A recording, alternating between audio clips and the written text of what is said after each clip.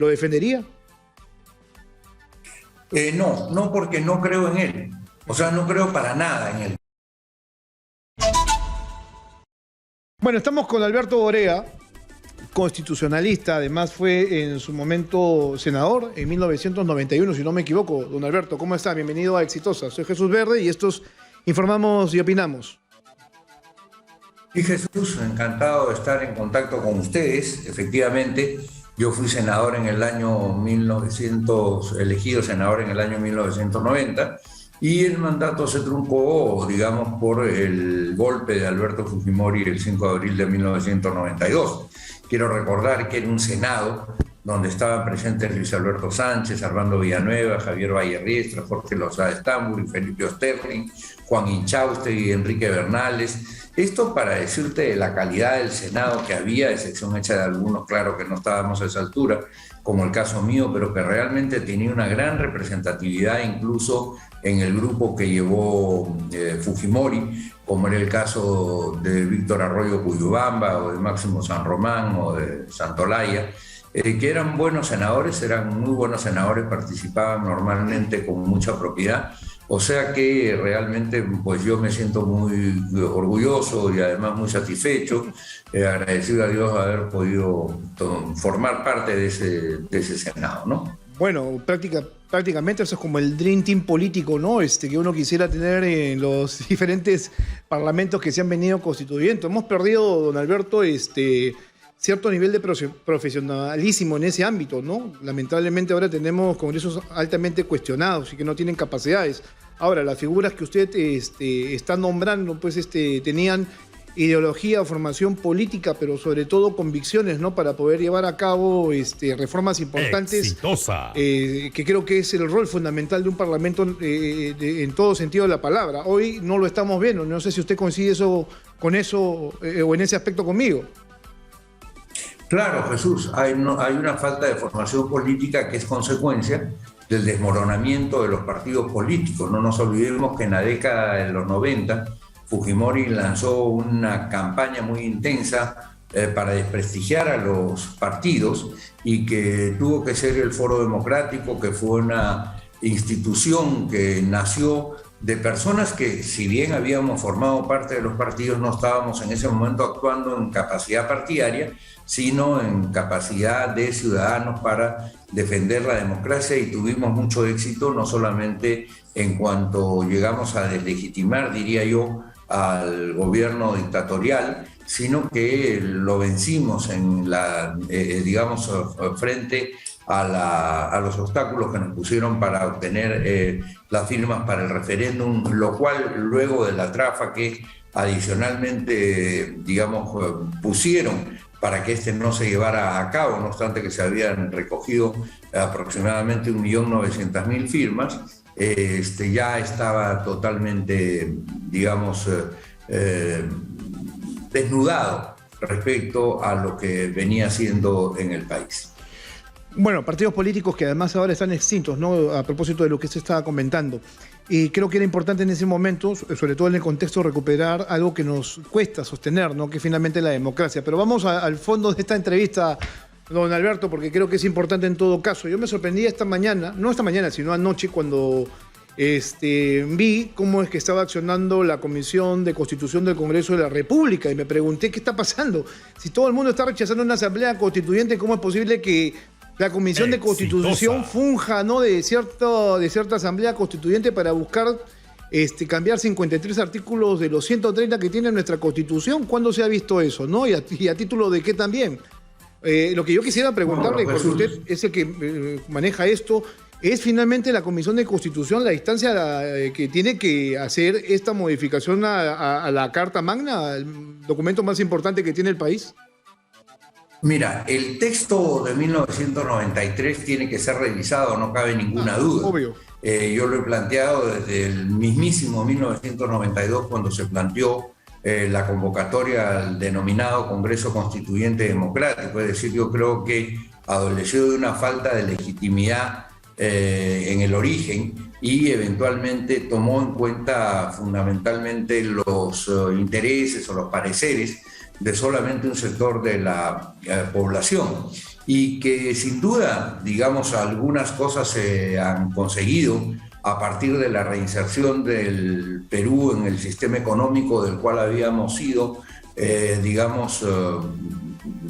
dejados de lado por el pésimo gobierno de Alan García especialmente y por el terrorismo que tanto daño le hizo al país y que hizo que se viniera a menos el sistema económico nacional. Sin embargo, era necesario, consiguió que se enganchara el país dentro del sistema de crecimiento en el mundo, el crecimiento económico en el mundo, y el Perú fue avanzando económicamente y además mejorando en sus distintos índices que también son aplicables a lo que se denomina la marcha por la igualdad, es decir, hoy día tenemos una menor cantidad de pobres absolutos, una menor cantidad de pobres relativos, una mucho menor cantidad de pueblos incomunicados, todo eso debido al desarrollo económico y a pesar de gestiones que han sido muy cuestionadas, entre otras cosas, por cuestiones de corrupción, ¿no? O sea, de haberle restado recursos al país para engrosar los bolsillos de algunos de los que han sido integrantes de los gobiernos. Sin embargo, en ese punto, digamos, hay que tomar en cuenta que se avanzó. No se avanzó en otros puntos, no se avanzó en institucionalidad, no se avanzó en definición de derechos, en concordancia del país.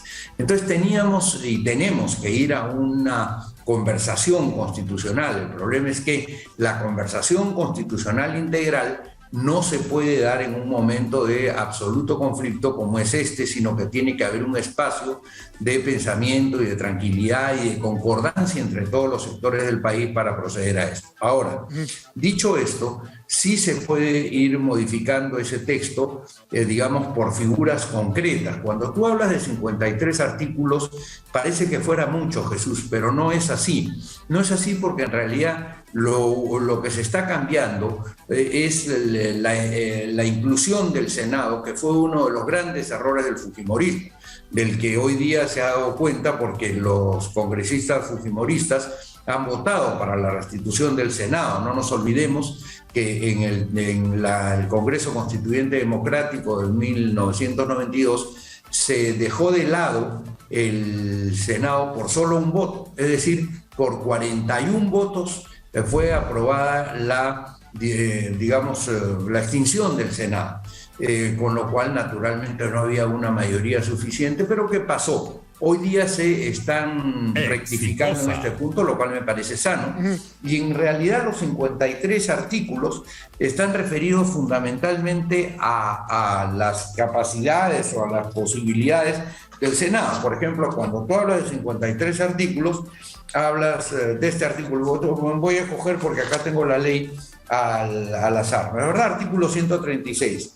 Si las elecciones no se efectúan dentro del plazo señalado, la Cámara de Diputados disuelta se reúne en pleno derecho. Muy bien. ¿Por qué habla de la Cámara de Diputados disuelta en el artículo 136? Porque en el texto de 1993 se hablaba del Congreso. Entonces no es que estás cambiando una institución, sino estás cambiando simplemente una denominación, porque hoy día tienes dos cámaras que precisamente desarrollan tareas diferenciadas, lo cual es muy importante. Es muy importante que se haga lo que se denomina un Congreso asimétrico, es decir, una composición del Poder Legislativo donde determinadas funciones se le otorgan a la Cámara de Diputados y determinadas a la Cámara de Senadores. Pero en realidad lo que se está cambiando es solamente una institución y no 53 artículos como consecuencia, porque por ejemplo en el texto de 1993 la designación para los miembros del Banco Central de Reserva, de los directores del Banco Central de Reserva, la toman el Congreso de la República. Y si tú lees, sí, ese es el artículo, a eso iba yo a ir. El artículo 86, tú vas a ver que la modificación dice: el Banco Central de Reserva es gobernado por un directorio. El Poder Ejecutivo designa 4 miembros, entre ellos al presidente. El Senado ratifica con la votación. En vez de decir el Congreso, dice el Senado. O sea, no se trata de distintas instituciones, sino de una sola institución, y el arreglo se tiene que hacer en muchos artículos, pero ninguno de ellos cambia el sentido de la propuesta del retorno del Senado. Voy entendiendo y quiero que el público también entienda por qué es que se está dando este cuestionamiento, ¿no? Entiendo que lo que usted nos explica es que básicamente lo que en principio sería es un upgrade, ¿no es cierto? Una actualización, obviamente, de cada artículo en función de la figura que se pretende crear nuevamente, que es el retorno de la bicameralidad. Yo creo que es importante tener un Congreso mucho más profesional, en el sentido que tenga un filtro más allá, pues después de algunos desastres que se van viendo que se cometen con 130 congresistas en la actualidad, ¿no es cierto? Ya tener una Cámara de Diputados tendría que tener además una instancia mucho más profesional, con otras capacidades, que pueda decirte esto está bien, esto está mal, y esta es la revisión, vamos nuevamente, obviamente, a una votación más sesuda del hecho, ¿no? Pero también aquí hay cosas, por ejemplo, que creo yo que están escapando de esa figura, que es de actualizar en función de esta figura de la bicameralidad, por ejemplo. El artículo 99 de la Constitución, que en este momento está siendo también parte de esta evaluación o cambio, ¿no? Dice que el Congreso pretende habilitar la opción de poder acusar por infracción constitucional a los titulares del Jurado Nacional de Elecciones, la Oficina Nacional de Procesos Electorales OMPE y el Registro Nacional de Identificación de Estado Civil RENIEC, algo que no lo permite la Carta Magna de 1993. Yo leí el artículo 99 justamente de esta Constitución y en ningún momento está la inclusión de estas personas. O sea, ¿por qué incluirlas, no? Este, por ejemplo, es un artículo interesante, pero hay otros también llamativos que se estarían modificando, ¿no? Por ejemplo, el tema de la reelección por un periodo más de los parlamentarios. Eso ya se había quitado, o sea, ¿por qué lo buscan, no? Entonces esto sería bueno también que usted lo comente. Sí, a ver, con respecto al artículo 99, lo que está haciendo es generando más funcionarios aforados, es decir, que tienen la protección del fuero parlamentario, de tal manera que tú directamente no los puedes denunciar, sino que tiene que haber una discusión previa para evitar que estén estas personas eventualmente expuestas a denuncias que muchas veces son de mala fe o de personas que perdieron un conflicto, por ejemplo, en la Corte Suprema, o no ganaron una decisión ante el Jurado Nacional de Elecciones, o cualquiera de estas instituciones que aquí se señalan, o no consiguieron, digamos, algo en la Superintendencia de Banca y Seguros, y se mandan directamente al Poder Judicial y presentan una denuncia de tipo penal. Yo creo que es sano que las autoridades de alto nivel del país se encuentren protegidas por el fuero parlamentario, porque si no, eventualmente es imposible gobernar. Sí, realmente es imposible gobernar. Y en segundo lugar, en lo que tú has planteado, respecto al tema de la reelección, es un punto que es importante. Efectivamente, este sí es un tema diferente del tema del Senado en relación a lo que es el texto de 1993, pero en la Constitución de 1979 se permitía la reelección tanto de diputados como de senadores por un motivo que es esencial.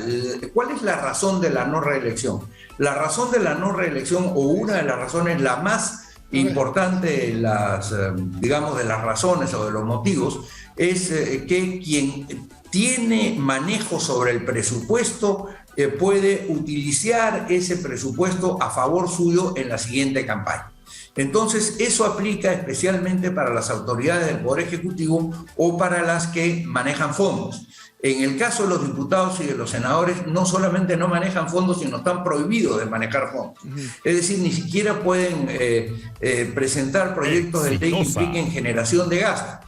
Yo tengo y yo he planteado, digamos, públicamente, está además en mi trabajo, en mi última obra, la número 17, que se llama Manual de la Constitución, para qué sirve y cómo defenderte la Constitución, está una fórmula, que es que en un Congreso tú puedas presentar a la reelección para evitar esta suerte de todos nuevos, en donde cuando comienzan nadie sabe de qué se trata y se demoran un año en aprender. Entonces, que cada partido que está en el Congreso pueda presentar a la reelección la mitad de los miembros de su bancada. Digamos, Fuerza Popular. En este momento tiene 24 parlamentarios. Supongamos que ya son las elecciones.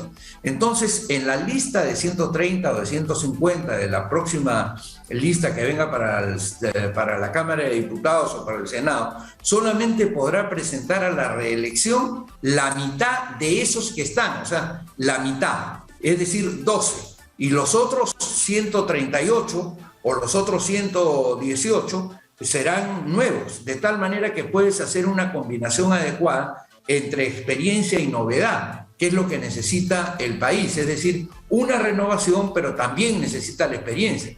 Yo he tenido la fortuna de ser diputado con Roberto Ramírez del Villar, con Celso Sotomarino, que eran diputados o que fueron diputados magníficos, como tú recordarás, y que tenían una gran formación, pero también había en otros partidos, como el caso de Héctor Vargas Aya, en el partido aprista, en fin, gente que ya había sido elegida diputada y que aportaba con su experiencia y entonces conducía mejor la Cámara. Ni qué decirte del Senado, donde naturalmente, como tú dices, pues figuras como Luis Alberto Sánchez o como Jorge Rosado, como Javier Vallerbietra, sí creo que con su, digamos, con su conocimiento y con su calidad, a los senadores más jóvenes nos hacían, digamos, un poco de guía, ¿no? A Pepe Barba, a mí, que teníamos en ese momento 38 años, nos servían mucho de guía. Entonces, hay que combinar en el proceso político novedad y experiencia. Y yo creo que perfectamente. En ese sentido la propuesta que yo hago es bastante mejor decir, pueden ir hasta por una vez, porque supuestamente con este proyecto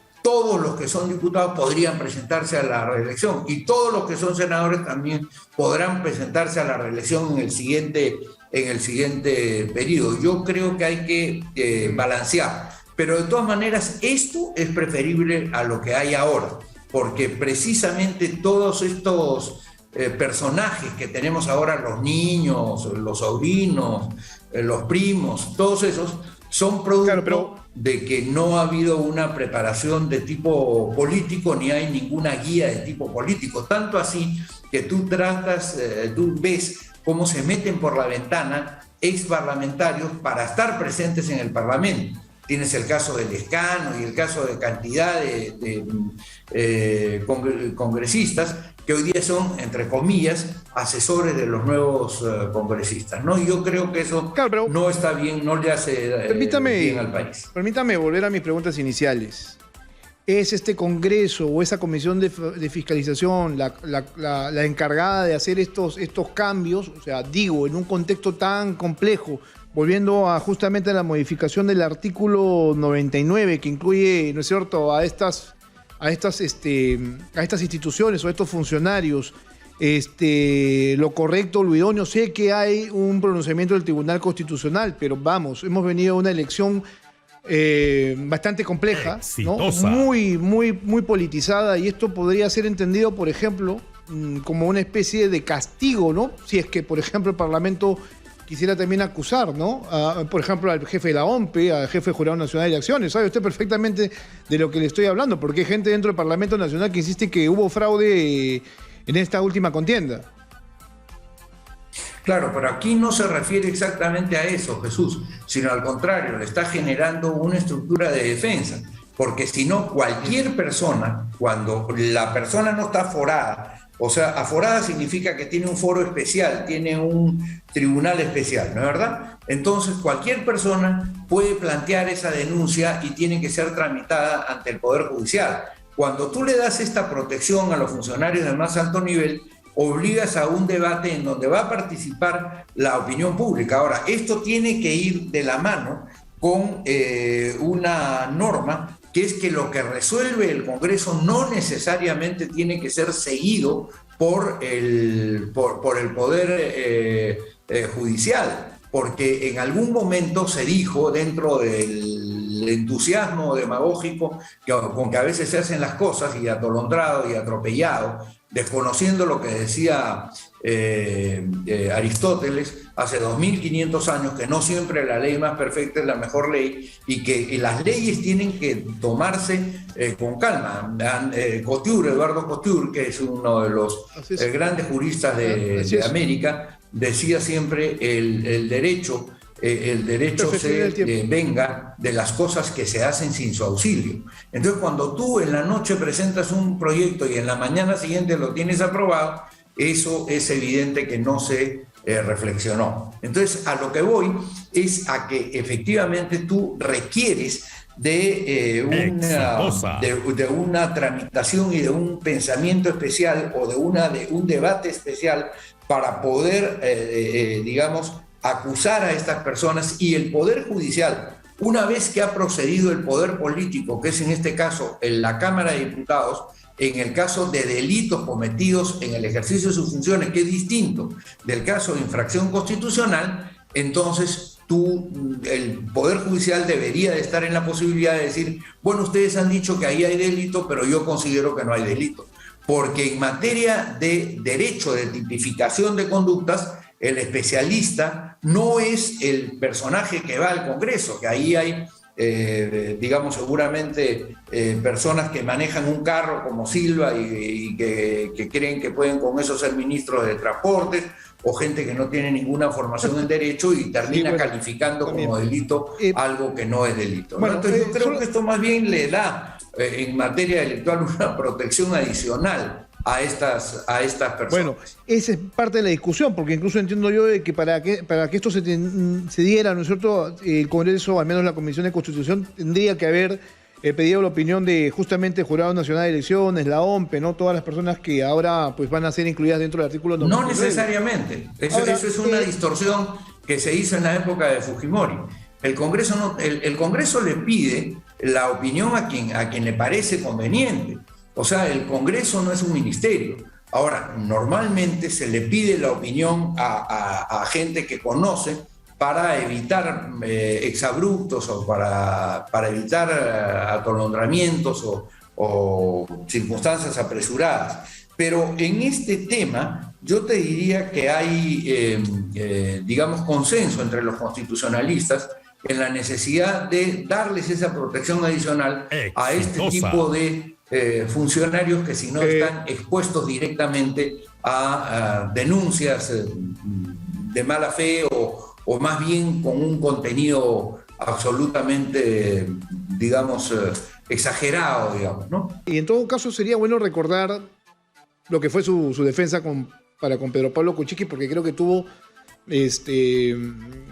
bastantes episodios o momentos interesantes, lo recuerdo perfectamente. Pero antes, solo recordarle a nuestro público, don Alberto, que el tema de la bicameralidad está todavía por verse en el Pleno del Congreso de la República.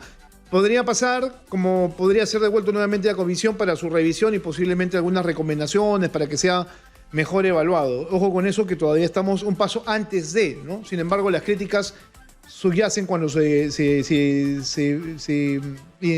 uno se da cuenta de que hay varios artículos de la Constitución comprometidos. Pero vayamos al tema que le comentaba. Recordemos un poquito el caso de Pedro Pablo Kuczynski, ¿Y por qué le comento esto? Porque claro, ahora tenemos un presidente que está seriamente cuestionado por delitos completamente diferentes, pero que también está tratando de defenderse en función al artículo 117 de la Constitución respecto a lo que significa acusación e investigación. Y creo yo que posiblemente usted tenga una interpretación, porque incluso su defensa, ya que el presidente está en los Estados Unidos, acaba de presentar una tutela de derecho, ¿no es cierto?, ante un juzgado supremo, si no me equivoco, y luego posiblemente a consulta del Tribunal Constitucional. Entonces esto también creo yo que debería meritar algún tipo de pronunciamiento o análisis suyo.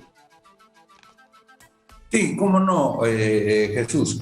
En primer lugar, no se puede comparar aquello por lo cual se le imputó a Pedro Pablo Kuczynski, que han pasado 4 años y no hay, digamos, realmente ningún tipo de concreción respecto a una acusación, y lo que sucede ahora con Pedro Castillo, en donde no se está hablando de hechos que sucedieron hace 15 años o hace 20 años, que es lo que pasó con el caso de Pedro Pablo Kuczynski, sino se le está cuestionando por hechos que está realizando en el ejercicio de sus funciones, es decir, en el momento mismo en que está desarrollando el ejercicio de sus funciones, y donde no ha contestado ni una sola vez a los cuestionamientos que los propios periodistas le hacen, la sociedad le hace y eventualmente el propio Ministerio Público le hace. O sea, son dos cosas totalmente diferentes. No solamente en gravedad, sino en repetición de hechos y adicionalmente en el momento en que la persona actuó. No te olvides que en el caso de Pedro Pablo Kuczynski, estos temas ya habían sido vistos en 2 o 3 oportunidades en el Poder Judicial y se habían cerrado las investigaciones y se reabrieron precisamente como consecuencia de toda una avanzada que hizo el fujimorismo, especialmente Keiko Fujimori, con el propósito de, defenestrar a Pedro Pablo Kuczynski. En este caso hay, razones más que suficientes para pedir explicaciones a una persona que, por ejemplo, no ha dicho quién fue a Zarratea, no obstante que él nos lo ofreció hace 6 meses y hasta este momento no nos da la lista. Dijo que iba a hacer una chanchita, que ya estaba haciendo una chanchita y que había recurrido a sus amigos para que le den plata para realizar determinado tipo de obras. Se le pidió que dijera quiénes eran esas personas porque el presidente no puede hacer eso. Y hasta ahora tampoco se sabe quiénes fueron. Exitosa. Y, por ejemplo, el tema de la tesis no es un tema de hace años, es un tema de ahorita. Es un tema incluso que, por lo que parece en las últimas investigaciones, se ha realizado toda esta faramalla en el momento en que él ya había sido electo presidente o incluso siendo ya o ocupando la presidencia de la República, para no mencionarte todos los demás casos, el nombramiento de ministros terroristas, sí, claro, o de filoterroristas, etcétera, etcétera. O sea, aquí, son dos casos absolutamente distintos. Sí, por supuesto. Ahora, en el caso de Kuczynski, había una discusión y hay una discusión doctrinaria respecto al tema de si tú puedes investigar si no vas a poder acusar. Ajá. Ese es el debate que hay. Yo, claro, teóricamente, entiendo sostuve que la tesis. Perdón, Sí, discúlpeme, pero entiendo que... ¿Por qué quiero hacer este símil? Porque, claro, los argumentos de la defensa de Castillo, con los que usted tuvo en su momento en el caso de Pedro Pablo Kuczynski, tienen algo en común, que es la defensa del debido proceso. Sí, pero son dos cosas. O sea, el debido proceso es muy largo.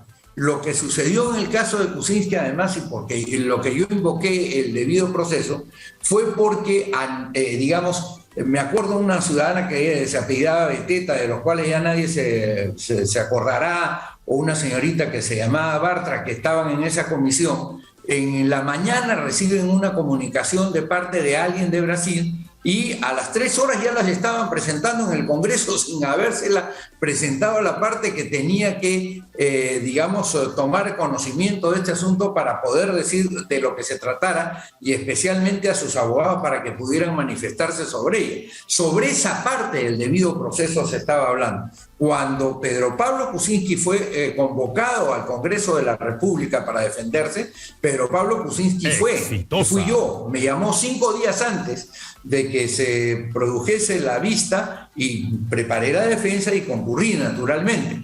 Y posteriormente se le convoca a una comisión investigadora y no obstante que yo tenía algunos reparos desde el punto de vista teórico sobre el tema, porque, el derecho rechaza los actos inútiles y si tú no vas a poder acusar, entonces eventualmente la primera reacción es tú no puedes investigar. Sin embargo, se ha hecho una diferencia que no deja de tener razonabilidad en que tú puedes investigar, pero no vas a poder acusar, simplemente vas a acumular los elementos para que, terminado el mandato de Castillo, tú lo acuses por eso que descubriste, porque si no, si dejas pasar el tiempo, va a ser muy difícil descubrir las cosas. Quiero decirte que Pedro Pablo Kuczynski, no obstante el consejo de su abogado, decidió concurrir a la comisión de investigación. Yo he estado acompañándolo él a la comisión de investigación, he estado con él en la comisión de investigación, he estado con él cuando ha contestado las preguntas que le hacían los distintos miembros de esa comisión. En consecuencia, más bien el antecedente no le favorece a Castillo, sino al contrario, le dice que tiene que someterse a una investigación, más aún cuando las acusaciones que se le están haciendo a él son, en primer lugar, muy concretas y además muy actuales, cosa que no sucedía en el caso de Kuczynski.